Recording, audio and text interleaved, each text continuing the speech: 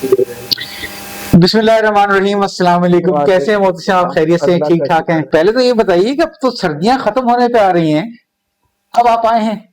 नहीं, हम जब हमें वक्त मिलता है या जरूरत होती है तो हम असल में सच्ची बात है, गर्मी और सर्दी का मुझे नहीं है इतना। हमें कराची वालों का अंदाजा ये है कि जब सर्दियां आती हैं ना तो साइबेरिया के परिंदे जाते हैं उस तरफ, और वहां के ओवरसीज पाकिस्तानी आते हैं इस तरफ सर्दियां गुजारने के लिए। यही होता है। यही होता है। तो आपको ये अप्रैल के महीने में यहाँ कराची में जरूरत ने बुला लिया तो आ गया। मुझे बड़ी खुशी है मुझसे कि तुमने मेरी दरख्वास्त पे यहाँ ना आके अपने वालिद मरहूम फजलुर रहमान अब्बासी साहब के सिलसिले में अपनी यादों को शेयर करना मंजूर किया। देखो, इस प्रोग्राम का जो बुनियादी मकसद है वो ये है कि जो डिस्कनेक्ट आ गया है नस्लों के दरमियान, और क्योंकि जब से ये आया है मोबाइल फोन और ये सब चीजें, तो बच्चे बहुत ही इंट्रोवर्ट हो गए हैं, अपने से बाहर देख नहीं पाते हैं जी। तो तुम देखा होगा हमारे याद रफ्तगा में फैमिली से बाहर के, फैमिली के अंदर काफी बुजुर्ग हैं, और जिसमें फजलुर रहमान अब्बासी साहब की शख्सियत बड़ी जानदार थी। तो पहले तो हम उन्हीं से स्टार्ट करेंगे कि तुम उनके बारे में अपनी यादें शेयर करो। आई होप कि तुमको अपनी पैदाइश जानते होगे जब तुम पैदा हुए थे। नहीं, मैं जब होश संभाला तब से कैसे थे फजल मामू आप? उनको बहसत मामू तो मैं जानता था, हाँ, लेकिन बहसत बाप पहले तुमको डिफाइन कैसे थे? बाप बहुत शफीक और मतलब राय बहुत मुस्तनद राय देने वाले, और कोई जोर जबरदस्ती नहीं करते थे कभी। यार देखो, खुल के बात करो, शफीक तो मेरे ही बाप बहुत थे, लेकिन वो बाटा की काली चप्पल से चढ़ के पढ़ाई करते थे नहीं, अल्लाह का शुक्र है आज, क्योंकि अक्सर जब स्कूल में मैं था, हाँ, तो जो हमारे दोस्त थे अक्सर बताते थे अपने किस्से के, हमारे बाप ने तो हमें ऐसे मारते हैं, डंडे से मारते हैं, पाइप से मारते हैं। लेकिन तो मुझे हैरत होती थी कि कैसे बाप हैं ये कि अपने बच्चों को मारते हैं। हमने आज तक वैसे देखो, अक्सर बाप जो है ना वो सारी की तवज्जो पहली औलाद पे होती है कि अगर ये ठीक हो गया बाकी सारे ठीक हो जाएंगे। मैं सबसे बड़ा था, मैंने तो वैसे बात बड़ी फटियां खाई उनकी, इसलिए मुझे उनसे बड़ी मोहब्बत भी है। तो खैर चलो इस पे आते हैं कि माशाल्लाह वो काफी शफीक थे, मिलनसार थे। तो शायद पीआईए में थे, वो पीआईए में थे जब हमने होश संभाला, तो पीआईए में थे वो। उससे पहले एयरफोर्स में रहे थे। हाँ, तो पीआईए में जब कोरंगी में उस जमाने में हम रहते थे, और उस वक्त उनकी शिफ्ट ड्यूटी होती थी, ज्यादातर नाइट शिफ्ट या इवनिंग शिफ्ट होती थी, तो रात में इतना वो नहीं होता था। लेकिन महल्ला ऐसा था कोरंगी का कि जो आस पड़ोस के लोग थे वो बहुत ख्याल रखते थे हम लोगों का। अगर हम थोड़ा सा कोरंगी से पीछे आ जाएं, कुछ तुमने तुमसे उन्होंने अपनी यादें शेयर की हो, वालिदा ने अपनी यादें शेयर की हो हिंदुस्तान से, किस इलाके से ताल्लुक था, क्या करते थे उनके बाद? हिंदुस्तान में आजमगढ़ से, आजमगढ़ के एक जिला था चिरैया कोट, जहाँ के उलमा बड़े मशहूर हैं। उलमा चिरैया कोट बड़े मशहूर हैं। कोट में था हम लोगों का आबाई घर। वहां से कोई मेरे ख्याल में अवाहिद औलाद थे अपने माँ बाप की। हाँ, और क्योंकि उनके भी बचपन, मेरे ख्याल में 4-5 साल के जब अब्बू थे उस वक्त उनके वालिद, हमारे दादा का इंतकाल हो चुका था। अच्छा, हाँ। लेकिन दादी जो थी वो बड़ी बारोब और दबंग अपने उसमें अपने लोगों में थी, और क्योंकि अपने भाई बहनों में सबसे बड़ी थी उम्र में, तो उनकी बात बहुत मानी जाती थी उनका। और उन्हीं के घर में सब छोटे, उनके 4-5 बहनें थी, भाई थे जितने, वो सब वहीं वो रहते थे। तो फिर वो मेरे ख्याल में 17-18 साल की उम्र में अब्बू अकेले वहां से इंडिया से पाकिस्तान आ गए हिजरत करके। उसकी भी दास्तान वो सुनाते थे कि कैसे अकेले वो आए, तो रास्ते में जो याद है तो वक्त में थोड़ा बहुत याद है कि जैसे वो बताते हैं कि वो जालिंधर के कैंप में वो जाके रुके उस वक्त। अच्छा, क्योंकि ये इधर पंजाब में बहुत हो रही थी, मार कुटाई हो रही थी बहुत। हाँ, तो वो किसी पंजाब बलोच रेजिमेंट के किसी कैप्टन का उनके पास वहां से इंडिया में जहां वो पढ़ते थे हैदराबाद में, वहां से किसी ने रेफरेंस उनको दिया था कि इससे जाके इसका नाम ले लेना तो तुम्हें वो पहुंचा देंगे, सेफ पैसेज दे देगा पाकिस्तान का, सेफ पैसेज दे देंगे। तो वो उन्होंने नाम लिया, वहां पे जाके वो कैंप पे रहे। तो वो कैंप की वो सुनाते थे कि क्या क्या कैसे कैसे हाल में लोग वहां रहते थे, और महीनों से पड़े हुए थे, कोई पुरसाने हाल नहीं था, कोई बहुत सारे लोग जो थे जख्मी थे, किसी का हाथ कटा हुआ, किसी का पैर कटा हुआ, और वो ट्रकों में भर के वहां से फिर लाहौर आते थे। जिसमें से अक्सर लोग अपने अपने गांव में जमींदारा करते होंगे, जी। मियाँ लोग कहलाते होंगे, बड़ी इज्जत रही होगी। हाँ, कई पूरे हिंदुस्तान से ही लोग जमा हो रहे थे उस जगह। फिर उसके बाद वो वहां पे मेरे ख्याल में बताते थे कि 20-25 दिन वहां रहे उस कैंप में। कहते थे वो बहुत ही खौफनाक वक्त था वहां पे जो गुजारा। खैर फिर वो कराची पहुंच गए। कराची में उनके बहुत सारे बड़े भाई, अब जो कजन्स वगैरह थे, उनसे मिले आके। तो वहां पे फिर वो एयरफोर्स में भर्ती हो रही थी, एयरफोर्स में भर्ती हुए। डायरेक्टली है कोई सिफारिश लगाई थी उन्होंने? ये मुझे नहीं चलो खैर, भर्ती हो गए। तो भर्ती हो, उस जमाने में शायद भर्ती होने में इतना वो था नहीं कि इतनी, बल्कि उससे जरा पहले तो ये था कि जब दूसरी जंग अज़ीम चल रही थी तो वो तो बाकायदा गाने बजा बजा के लोग जिंदगी है मौज बिच, भर्ती हो या फौज बिच। हाँ, ये भी बताते थे कि वो उस जमाने में कोई इतना सही है, रिक्रूटमेंट के इतने कोई मसाइल नहीं थे, वो हो जाए इसके वाले इतना ख्वार नहीं करते थे। और वो भी वो उस जमाने में टेक्निकल उसमें थे, क्योंकि एयरफोर्स की ब्रांच में तो उसमें ज्यादा उनकी तालीम क्या टेक्निकल भी थी? टेक्निकल की थी। अच्छा। वो उन्होंने हैदराबाद दक्कन से उसमें डिप्लोमा किया था।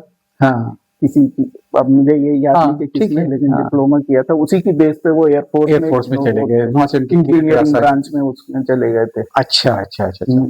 कितना अर्सा रहे वो वहाँ पे एयरफोर्स में? वो तकरीबन 8-9 साल वहां रहे वो। अच्छा, एयरफोर्स में। जी। शादी कब हुई उनकी? शादी का एग्जैक्ट ईयर तो मुझे नहीं याद, वो एयरफोर्स में आने के मेरे ख्याल में 3-4 साल बाद ही हो गई थी उनकी शादी। सही। तो न्यूक्लियस फैमिली बड़ी छोटी थी। हाँ। दादा का इंतकाल हो गया था, कोई चचा हुआ, कोई वो खुद अकेले थे। फिर हमारी अम्मी भी 2 बहनें थी सिर्फ, तो वो हमारी वो इतनी एक्सटेंडेड फैमिली इतनी बड़ी नहीं है। सही है, इसी में होनी शुरू होगी जब से बच्चों की माशाल्लाह, जब से बच्चों की शादियां हो रही हैं तो वो शौक पूरा हो गया। हाँ, अब तो खैर बहुत है। तो वो बस फिर जब हमने होश संभाला तो वो दादी को तुमने देखा? नहीं, बिल्कुल देखा, और बहुत याद है। और कोरंगी में उनकी वजह से हम लोगों की बड़ी इज्जत होती थी। अच्छा। क्योंकि वो सोशली वो बहुत सोशल थी। हाँ। बच्चियों को कुरान पढ़ाना, और फिर घर में दर्स हो रहे हैं। और फिर फैमिली में, महल्ले में क्या कहलाती थी वो? महल्ले में वो उस्तानी जी कहलाती थी। अच्छा। और फैमिली में हम लोग तो दद्दा कहते थे। हाँ। जो उनके भाई बहन थे, जो छोटे जो भी आते थे, वो कहते थे, कुछ आपा जान कहते थे। हाँ। कुछ बड़ी आपा कहते थे, मुख्तलिफ वो थे उनके। अच्छा, तो वो माशाल्लाह उस्तानी जी कब वहाँ पे उस महल्ले में, लियाकताबाद के महल्ले में रहाइश थे लोग शुरू है वो? लियाकताबाद नहीं, पहले सिकंदराबाद में, सिकंदराबाद की झुग्गी में थी। हाँ। फिर वो वहां सैलाब आया तो वो वहां से मूव हुए, लियाकताबाद कुछ दिन आके रहे। फिर उसी असना में वो कोरंगी की आबादी बन गई थी। तो हमारे मामू मरहूम थे। लेकिन दादी की बड़ी रिस्पेक्ट थी, इसलिए कि वो उस्तानी जी कहलाती थी। तो उस्तानी जी कहलाती थी, और मुझे वो फारसी और अरबी पढ़ाती थी बाकायदा। उस जमाने में किसी मदरसे में पढ़ाती थी फारसी और अरबी। हालांकि किसी स्कूल से ग्रेजुएशन वगैरह की थी, बीए किया था? नहीं, कुछ नहीं। अच्छा, कुछ घर की पढ़ी हुई थी। घर की पढ़ी थी। हाँ। अच्छा, जबान को इसलिए मादरी जबान कहते हैं कि जबान जो है वो बहुत ज्यादा ग्रामर से नहीं सीखी जाती है, माओ से सीखी जाती है। हाँ, बिल्कुल। तो वो उस वक्त एक, और फिर ये कि जो उस जमाने में मुझे हल्का हल्का सा याद है, जो 70-71 के बाद जो बिहारी आके आबाद हो रहे थे। हाँ। मशरकी पाकिस्तान से कोरंगी में बहुत बड़ी तादाद एक खास महल्ले में वहां पे वो आए थे, वो लोग जो उनको आबाद किया जा रहा था। हाँ। तो उनके लिए दद्दा ने बहुत मेहनत की। उनके लिए राशन पानी हर हफ्ते पूरे इलाके से जमा करवाती थी। सब अच्छा। घरों में डब्बे रखवाए हुए थे कि आप अपना थोड़ा थोड़ा राशन डालें। और मुट्ठी आटा हाँ, मुट्ठी आटा से हाँ। याद आ गया मुझे। हाँ। तो वो उस हिसाब से वो राशन जमा करती थी, फिर वो उन लोगों को पहुंचाती थी, और भी बहुत सारी मदद उनकी करती थी, बहाली। मतलब वसाइल ना होने के बावजूद जज्बा बहुत था, और जो उनके बस में था उससे वो लोगों की इमदाद किया करती थी, और इसीलिए उनके इलाके में बड़ी रिस्पेक्ट भी थी। और अक्सर लोग महल्ले वाले उनको अपना ही बुजुर्ग समझते थे। हाँ, बिल्कुल। अच्छा, कोरंगी मैं ख्याल है कि कराची के उन इब्तदाई इलाकों में से था جو بڑی ایک اچھی سوسائٹی سمجھی جاتی تھی اس زمانے میں جب کورنگی بنا تھا. ہاں غالباً اس زمانے میں وہ ذرا سا ہلکا سا پوش ٹائپ کا ایریا کہلاتا تھا کورنگی کا, اور بڑی اچھی وہ پارک اتنے بڑے بڑے وہاں پہ 2-3 تھے, اور پھر پارک اسکول پوری ایک پلان وہ تھی آبادی کورنگی. اب کا پتہ نہیں کیا حال ہو گیا, لیکن بہتر نہ جانا کیونکہ امکان یہ کہ جو وہاں پاؤں پہ جاتا ہے وہ بوریوں میں آتا ہے. اچھا, تو تم نے کورنگی کا وہ دور اچھا دیکھا. جی. تو اب ہم آتے ہیں دوبارہ پھر فضل محمود یادوں کے اوپر کہ ایئر فورس میں رہے ہوئے 8-9 سال, پھر وہاں سے وہ پی آئی اے میں آ گئے. تو اس میں شاید ان کی پوسٹنگ باہر جو چلی. ہاں, یہ بتاؤ مجھے کہ تمہارے والد مرحوم فضل عباسی صاحب وہ کیا ایک اپنی ذات میں اپنے خول میں سمٹے ہوئے تھے, یا خاندان میں برادری میں عزیزوں میں ہر سے ملنا جلنا محفل بازی محفل رکھنا؟ ملنا جلنا تو بہت تھا. ہاں, ملنا جلنا بہت تھا, اور لیکن جاتے بھی تھے, ملنے بہت جاتے تھے لوگوں سے, اور اپنے جو کزن وغیرہ تھے ان سے بھی ملتے تھے, لیکن بولتے بہت کم تھے. ہاں, بولتے کم, شاید کوئی فورم بنانے سننے کی زیادہ ان کو وہ تھی. سامنے بہت اچھے. جو ابو مرحوم بھی یہی کہتے تھے کہ جو آدمی اچھا سنتا جانتا ہے وہ سمجھو کہ اس سے اچھا بولنے والا کوئی نہیں ہے. کیوں؟ اس لیے کہ وہ سب کچھ سن رہا ہے نا, تو جب بولے گا تو کم بولے گا اور اچھا بولے گا. اور میرا خیال ہے کہ ایک زمانے میں ان کی کوشش یہ تھی کہ جو ہندوستان سے آئے ہوئے جو اس علاقے کے احباب تھے, تو ان کی کوئی ایسی تنظیم ہو, تنظیم احباب شرقی بنائی تھی, تو اس میں بھی کوشش کی تھی کہ کس طرح تک لوگ اکٹھے ہو سکیں, آپس میں مل جل کر رہیں, ایک دوسرے کی خبر گیری رکھیں. تو لیکن شاید وہ خواب ان کا پھر پورا نہیں ہو سکا, جو ہم لوگ کی جو نسل تھی وہ اس کو لے کے آگے نہیں چل سکے. ہاں, اسی وقت مطلب ان لوگوں کے ہی زمانے میں وہ تنظیم احباب شرقی, بچپن میں تو مجھے یاد ہے کہ بہت سرگرم تھے یہ لوگ, اور بہت ملتے جلتے تھے اس کے, اور اس کے ڈاکومنٹس وغیرہ ہمارے گھر میں بہت تھے. لیکن پھر ایک وقت آیا جب ابو کی پوسٹنگ ہونا شروع ہوئی نا باہر, ہاں, تو اس وقت سے ان کا سلسلہ تو ٹوٹ گیا, ان کا وہ رابطہ. یہ سب چیزیں جو ہے چلانے والا ہے, ڈرائیونگ فورس کوئی ایک ہی آدمی ہوتا ہے, تو وہ جب نہ ہو تو پھر وہ چیزیں آہستہ آہستہ ڈائن ہوتی ہے. تو وہ وہیں سے کورنگی سے ہی پھر ان کی ایسی پوزیشن میں آ گئے پی آئی اے میں کہ ان کی پوسٹنگیں باہر ہونا شروع ہوئی. تو وہ پھر ایک بار وہ 3 سال کے لیے وہاں سے پہلے تو ان کا انقرہ میں ٹرانسفر. ایک بات ہوتا, پہلی بار تمہارے ابو کے پاس گاڑی کب کیسے آئی تھی؟ میرے خیال میں 73-74 میں, اور اس پورے علاقے میں کسی کے پاس گاڑی نہیں تھی.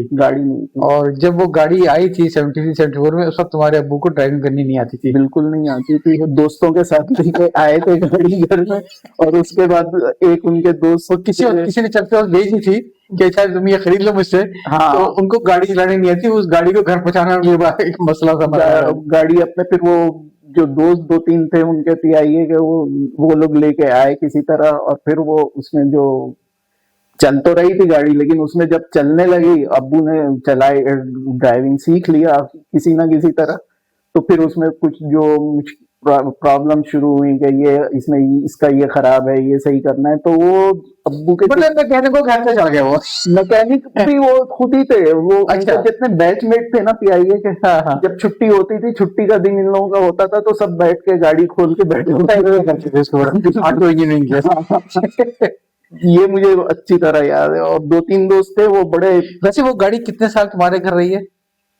تقریباً 10 سال تو رہی. 10 سال کافی لمبا کی چل رہی. پھر وہ ابو کی پوسٹنگ ہو گئی, تو وہ ظاہر ہے گاڑی کھڑی ہوئی تھی. پھر وہ گاڑی انہوں نے ہمارے ابو کے یہ کزن تھے اسحاق چچا مرحوم, ان کو دی جاتے ہوئے. اس کے بعد کا مجھے نہیں پتا کیا ہوا اس گاڑی کے ساتھ, لیکن وہ بڑی تاریخی گاڑی تھی.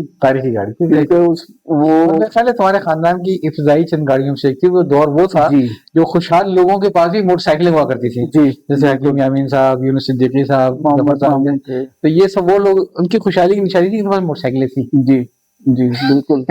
پھر وہ کورنگی میں ہی ایک بار محمد ماموں بھی کورنگی میں موو ہوئے تھے, 1 یا 2-3 سال غالباً موو ہوئے تھے. تو وہ مجھے یاد ہے وہ موٹر سائیکل پہ کورنگی سے وہاں اپنے آفس جاتے تھے. ان کے پاس اس وقت تک موٹر سائیکل تھی. پھر اسی وقت وہ جب اسی زمانے میں 1-2 سال کے بعد ان کے پاس بھی گاڑی, خوشحالی آنی شروع ہوئی. پھر تو اللہ کے.